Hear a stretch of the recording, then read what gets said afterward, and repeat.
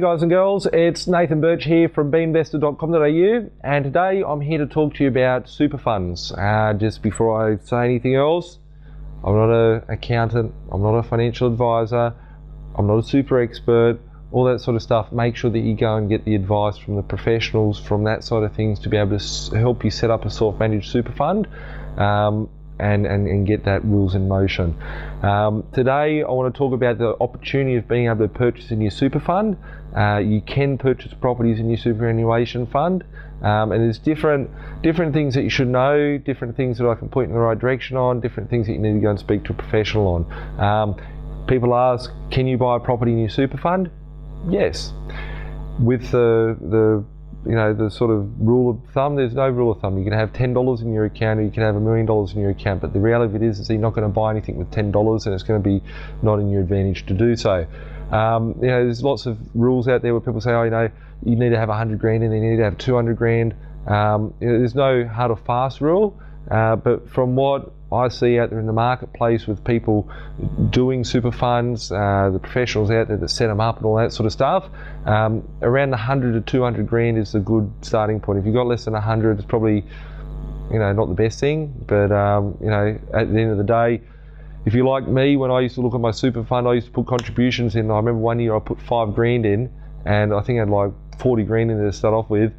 I put 5 grand extra in it. I looked at the end of the financial year and I had 40 grand in there still. I was losing money. And as long as you're taking a proactive approach about it and being able to put yourself in a better position, obviously always make sure there's insurances that come into place inside your super fund. You don't want to just go set up one and then be, not have any insurance in it or whatever. You need to speak to a financial advisor, get financial advice, speak to accountants and the right people that are going to be able to set them up. If you've got any questions, you can email us at the office and we can point in the right direction of the relevant parties that need to speak to in order to set that up. Just saying, we're not professionals on setting up super funds, we're not professionals to give you advice on setting up a super fund, but there are some things in there. Things to be careful of is that you wouldn't go into a super fund and buy a property that would be a property you need to do a renovation on.